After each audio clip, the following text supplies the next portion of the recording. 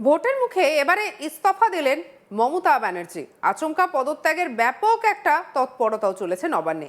মুখ্যমন্ত্রীর এই আচমকা পদত্যাগের পরেই রাজ্য প্রশাসনের অন্দরে ব্যাপকভাবে তৎপরতা শুরু হয়েছে। নবান্নের স্বরাষ্ট্র এবং পার্বত্য বিষয়ক দপ্তরের তরফে ইতিমধ্যে এই সংক্রান্ত একটি নির্দেশিকা জারি করা হয়েছে। মুখ্যমন্ত্রীর এই আচমকা পদত্যাগের পরেই রাজ্য প্রশাসনের অন্দরে ব্যাপক তৎপরতা। নবান্নের স্বরাষ্ট্র এবং পার্বত্য বিষয়ক দপ্তরে ইতিমধ্যেই এই নিয়ে একটি বিশেষ নির্দেশিকা জারি করা হয়েছে। জানা গিয়েছে মুখ্যমন্ত্রীর দপ্তর বা সিএমও থেকে পাঠানো চিঠির ভিত্তিতেই এই পদক্ষেপ করেছে প্রশাসন। আজ তাক বাংলার হাতে এসেছে নবান্নের সেই চিঠি, যাতে লেখা রয়েছে মুখ্যমন্ত্রীর ইস্তফার কথা। চলুন এবার আমরা দেখে নিই যে এই চিঠিতে ঠিক কি লেখা রয়েছে। দেখুন, এই হচ্ছে সেই চিঠি। একদম ওপরে দেখতে পাচ্ছেন government of West Bengal home and hill affairs department coordination branch, Nabanna, Howrah. অর্থাৎ এই নবান্ন থেকে এই চিঠিটা পাঠানো হয়েছে এবং এই চিঠিটা যদি দেখা যায় to the additional chief secretary বা প্রিন্সিপাল সেক্রেটারি বা সেক্রেটারি, অর্থাৎ এটা অ্যাডিশনাল চিফ সেক্রেটারিকে পাঠানো হয়েছে। এবং কি বলা হয়েছে দেখুন, এখানে লেখা হয়েছে যে sir, I am directed to forward a copy of the communication number 15 CMWB by 2026 dated, অর্থাৎ ডেটটা দেখুন এখানে মেনশন করা রয়েছে 24/3/2026, অর্থাৎ 24 তারিখে এই চিঠিটা পাঠানো হয়েছে অফ সিএমওর দপ্তর থেকে পাঠানো হয়েছে। Government of West Bengal which could reveal the Mamata Banerjee honourable chief minister West Bengal has with immediate effect resigned from the offices বা post as mentioned in the enclosed list, অর্থাৎ একটা লিস্টে যেটা মেনশন করা হয়েছে যে সমস্ত পদ থেকে মমতা ব্যানার্জি পশ্চিমবঙ্গের মুখ্যমন্ত্রী তিনি হচ্ছেন পদত্যাগ করছেন, এই কথাটা কিন্তু লেখা রয়েছে। তারপরের প্যারাটা পড়ব।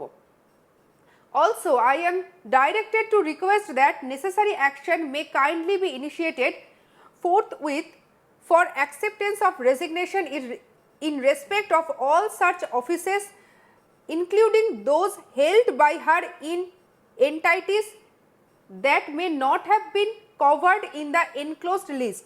মানে তিনি যে সমস্ত লিস্টে যে সমস্ত দেওয়া রয়েছে বা তিনি যে সমস্ত পদে আছেন সেইগুলোতে তিনি যে রিজাইন করছেন তার জন্য যাতে ইমিডিয়েট এফেক্ট নেওয়া হয়, সেটা কিন্তু একদম পুরো পরিষ্কারভাবে লেখা রয়েছে হচ্ছে এই যে দেখতে পাচ্ছেন এই চিঠিতে। এবং তারপরে দেখব কি লেখা রয়েছে। লেখা রয়েছে I am further directed to say that a compliance report on acceptance of resignation from all such offices বা post pertaining to your department may be shared with this department on 25/3/2026 বিকেল 4টে থেকে 4টেতে এটা পাঠানো হয়েছে। এবং যেটা লেখা রয়েছে যে অ্যাকসেপ্ট করার জন্য যে সমস্ত অফিস এবং পোস্ট থেকে তিনি এই যে তিনি রেজিগনেশন দেওয়ার জন্য যে তিনি পাঠিয়েছেন সেটা দেওয়া হয়েছে এবং মেল আইডি লেখা রয়েছে। এবং তারপরে যদি আমরা একদম নিচে দেখি ইয়োর ফেথফুলি মমতা ব্যানার্জির যে সাইন সেটা কিন্তু রয়েছে। এবং এখান থেকে একটা যে বিষয় যে হঠাৎ করে ঠিক কি কারণে এই সিদ্ধান্ত নিলেন মমতা ব্যানার্জি, এই প্রশ্নটাই কিন্তু বর্তমানে উঠতে শুরু করেছে যে কেন তিনি ঠিক এই সিদ্ধান্তটা তিনি কেন নিলেন, কেন তিনি রেজিগনেশন দিলেন। এবারে চলুন আমরা একটু লিস্টটা বরঞ্চ দেখিনি, যে লিস্টের কথা বারবার বলা হয়েছে এখানে মমতা ব্যানার্জির সই দেখতে পাচ্ছেন। এই হচ্ছে সেই লিস্ট, কোন কোন ডিপার্টমেন্ট থেকে মমতা ব্যানার্জি পদত্যাগ করেছেন, কি তার পেছনে কারণ, সেই সমস্ত কিছু আমরা ধীরে ধীরে আপনাদের কাছে তুলে ধরবো।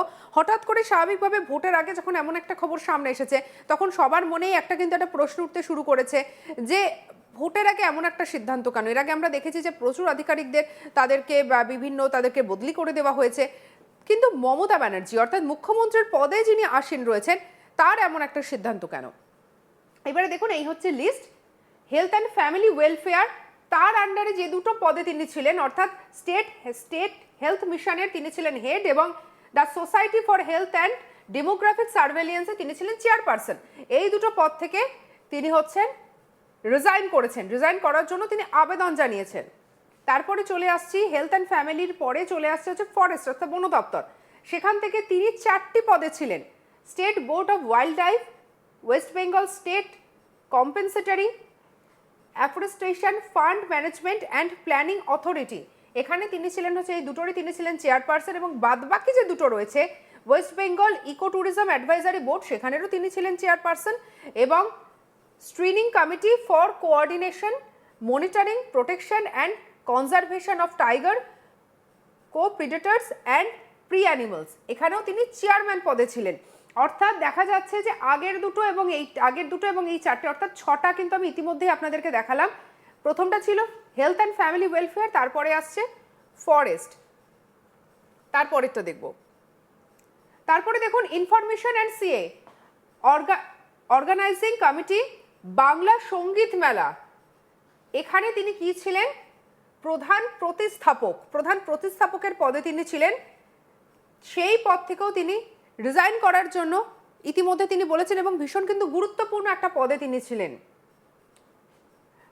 প্রধান পৃষ্ঠপোষকের তিনি পদে ছিলেন। এবং তারপরে যেটা চলে আসছে, celebration of 125th anniversary of historical speech of Swami Vivekananda at Chicago religious conference, সেখানেও এই যে পদটা, এই পদেরও তিনি কোথায় ছিলেন? তিনি চেয়ারপারসন পদে তিনি কিন্তু ছিলেন। আরো কোন কোন পদ থেকে তিনি ইস্তফা দেওয়ার জন্য তিনি ইতিমধ্যেই জানিয়েছেন। ডিপার্টমেন্টের নামটা বলবো, যে দেখতে পাচ্ছেন ইনফরমেশন অ্যান্ড সিএ, এবং তার আন্ডারে আসছে পুরস্কার প্রদান কমিটির চেয়ারপারসন ছিলেন Mamata Banerjee. Advisory committee for granting financial assistant, সেখানেও তিনি ছিলেন চেয়ারপারসন। তারপরে চলে আসছে high level supervision committee for review and assessment of all academy, পর্ষদ, কেন্দ্র এটসেট্রা আন্ডার দ্য আই&সিএ ডিপার্টমেন্ট, সেখানেও তিনি ছিলেন চেয়ারপারসন পদে।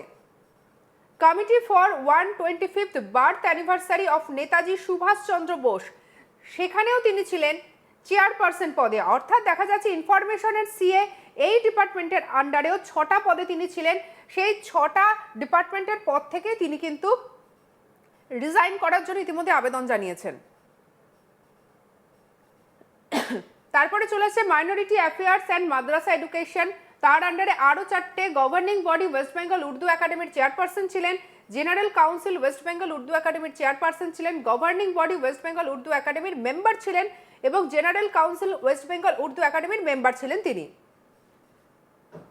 এরপরে চলে আসছে backward classes welfare West Bengal SC advisory council, backward classes অর্থাৎ মাইনরিটি কমিউনিটি যাদেরকে আমরা বলি, মানে SC ST OBC backward classes, সেখানেও তিনি কিন্তু চেয়ারপারসন ছিলেন, যে পদ থেকে তিনি রিজাইন করতে চেয়েছেন। ট্রাইবাল ডেভেলপমেন্টের ওয়েস্ট বেঙ্গল ট্রাইবস অ্যাডভাইজারি কাউন্সিলের তিনি চেয়ারপারসন ছিলেন। LR অ্যান্ড RR এই ডিপার্টমেন্টের তিনি ছিলেন। স্টেট ল্যান্ড ইউজ বোর্ডের চেয়ারপারসন ছিলেন। প্ল্যানিং অ্যান্ড স্ট্যাটিস্টিক্সের তিনি ছিলেন। State public policy and planning board chairperson ছিলেন। ডিজাস্টার ম্যানেজমেন্ট অ্যান্ড সিভিল ডিফেন্সের তিনি ছিলেন। স্টেট ডিজাস্টার ম্যানেজমেন্ট অথরিটির chairperson. Technical education training and SD West Bengal skill development মিশনের চেয়ারপারসন, এবং ইন্ডাস্ট্রি কমার্স অ্যান্ড এন্টারপ্রাইজেসে তিনি ছিলেন দ্য ইন্ডাস্ট্রিয়াল ইনভেস্টমেন্ট প্রমোশন বোর্ডের চেয়ারপারসন। এবং স্বাভাবিকভাবেই এই যে চিঠিটা যেটা ইতিমধ্যেই পাঠানো হয়েছে, সেই চিঠিটার পরেই কিন্তু প্রশ্ন উঠেছে কেন এই সিদ্ধান্ত। মুখ্যমন্ত্রীর এই পদত্যাগের কোনো একক পদ থেকে কিন্তু নয়, বরং একাধিক গুরুত্বপূর্ণ কমিটি বোর্ড মিশনের শীর্ষ পদ থেকে তিনি সরে দাঁড়ানোর সিদ্ধান্ত নিয়েছেন। এবং স্পষ্ট করে যেটা বলা যায়, মুখ্যমন্ত্রীর দপ্তর বা সিএমও থেকে পাঠানো নির্দেশের ভিত্তিতেই কিন্তু দ্রুত ইস্তফা গ্রহণের প্রক্রিয়াও সম্পন্ন করতে হবে। এবং কি বলা হচ্ছে প্রশাসনিক আধিকারিকদের ভাষায়, এটা কোনো সাধারণ রুটিন প্রসেস নয়, সময় বেঁধে দেওয়া হয়েছে। যত দ্রুত সম্ভব সব দপ্তরকে কাজ শেষ করতে হবে। নবান্নের নির্দেশে আরও বলা হয়েছে যে শুধুমাত্র নির্দিষ্ট তালিকায় থাকা পদ নয়, এর বাইরেও যদি কোনো সরকারি সংস্থা বা কমিটিতে মুখ্যমন্ত্রীর নাম যুক্ত থাকে, সেখান থেকেও তাকে অবিলম্বে অব্যাহতি দেওয়ার প্রক্রিয়া শুরু করতে হবে। আর এই নির্দেশের ফলে রাজ্যের বিভিন্ন দপ্তরে একযোগে ফাইল নাড়াচাড়া শুরু হয়ে গেছে। পরিবেশ, বন, স্বাস্থ্য এবং সংখ্যালঘু প্রায় সবকটি গুরুত্বপূর্ণ ক্ষেত্রেই মুখ্যমন্ত্রীর উপস্থিতি ছিল একাধিক কমিটির প্রধান হিসেবে। আর সেই সব জায়গায় তিনি সরে দাঁড়াতে চেয়েছেন। প্রশাসনিক স্তরে যাতে কোনো জটিলতা বা আইনি ফাঁকফোকর না থাকে, তার জন্য বিশেষ নজর রাখা হচ্ছে। তবে সব থেকে বেশি যেটা চর্চায় সেটা হলো যে সংস্থাগুলির নাম তার মধ্যে রয়েছে রাজ্যের বিপর্যয় মোকাবিলা কর্তৃপক্ষ যেমন West Bengal state disaster management authority বা state public policy and planning board এবং West Bengal skill development mission. এতদিন এই সংস্থাগুলির শীর্ষ থেকে সরাসরি নজরদারি চালাতেন মুখ্যমন্ত্রী। নীতি নির্ধারণ থেকে বাস্তবায়ন সব ক্ষেত্রেই তার প্রক্রিয়া এবং সক্রিয় ভূমিকা ছিল, কিন্তু আচমকা সেই সব গুরুত্বপূর্ণ দায়িত্ব থেকে নিজেকে সরিয়ে নেওয়ার সিদ্ধান্ত রাজনৈতিকভাবে অত্যন্ত তাৎপর্যপূর্ণ বলেই মনে করছে ওয়াকিবহল মহল। তবে প্রশ্ন উঠছে, হঠাৎ এই সিদ্ধান্ত কেন? বিশেষজ্ঞদের মতে যে এর পেছনে রয়েছে স্পষ্ট রাজনৈতিক এবং প্রশাসনিক কৌশল। নির্বাচন যত এগিয়ে আসছে ততই বাড়ছে রাজনৈতিক চাপ। বিরোধীরা বারবার অভিযোগ তুলেছে সরকারি পদে থেকে প্রশাসনিক ক্ষমতা ব্যবহার করে নির্বাচনী সুবিধা নেওয়া হচ্ছে, আর এই অভিযোগকে আগেভাগেই খারিজ করতেই এই পদক্ষেপ বলে মনে করা হচ্ছে। নির্বাচন কমিশনের নিয়ম অনুযায়ী ভোটের দিনক্ষণ ঘোষণা হলেই চালু হয় মডেল কোড অফ কন্ডাক্ট বা আদর্শ আচরণবিধি, আর সেই সময় সরকারি পদ বা সরকারি পরিকাঠামোকে ব্যবহার করে কোনো রকম নির্বাচনী সুবিধা নেওয়া সম্পূর্ণভাবে নিষিদ্ধ। ফলে মুখ্যমন্ত্রী হিসেবে একাধিক নীতি নির্ধারক সংস্থার শীর্ষে থাকা ভবিষ্যতে কনফ্লিক্ট অফ ইন্টারেস্ট বা স্বার্থের সংঘাত তৈরি হতে পারে, এই আশঙ্কা থেকেই আগামী পদত্যাগ। রাজনৈতিক বিশ্লেষকদের মতে এটা এক ঢিলে দুপাখি মারার একটা কৌশল। একদিকে আইনি জটিলতা এড়ানো, অন্যদিকে স্বচ্ছতার বার্তা দেওয়া, অর্থাৎ বিরোধীদের হাতে কোনো ইস্যু তুলে না দিয়েই নির্বাচনের আগে প্রশাসনিক নিরপেক্ষতার ভাবমূর্তি তুলে ধরার একটা চেষ্টা। তবে প্রশ্ন কিন্তু এখানেই শেষ হচ্ছে না। এতদিন গুরুত্বপূর্ণ পদ থেকে সরে দাঁড়ানোর ফলে প্রশাসনিক কাজকর্মে কি কোনো প্রভাব পড়বে? বিশেষজ্ঞদের মতে স্বল্প মেয়াদে কিছুটা সমন্বয় দেখা দিলেও দফতর ভিত্তিক দায়িত্ব বন্টনের মাধ্যমে তা সামলে নেওয়া সম্ভব, কারণ প্রতিটি বোর্ড বা মিশনের বিকল্প নেতৃত্বের ব্যবস্থা রয়েছে।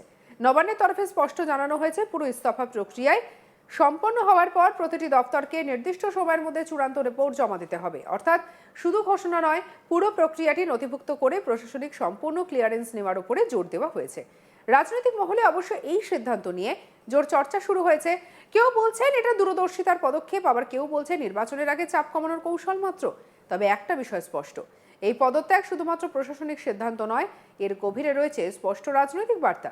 ভোটের আগে এই ধরনের পদক্ষেপ রাজ্যের রাজনৈতিক সমীকরণে কতটা প্রভাব ফেলবে সেটাই এখন দেখার। তবে আপাতত যে নবান্নে তৎপরতা চলছে তা বলছে যে এই সিদ্ধান্তকে হালকাভাবে নেওয়ার কোনো সুযোগই নেই। প্রশাসন পুরো শক্তি দিয়ে নামছে যাতে কোনো ফাঁক না থাকে। এখন নজর একটাই, এই পদত্যাগের পরবর্তী ধাপ কি এবং ভোটের ময়দানে এর প্রতিফলন ঠিক কতটা পড়বে। পরবর্তী আপডেটের জন্য সঙ্গে রাখুন আজ তাক বাংলাকে, সাবস্ক্রাইব করতে ভুলবেন না।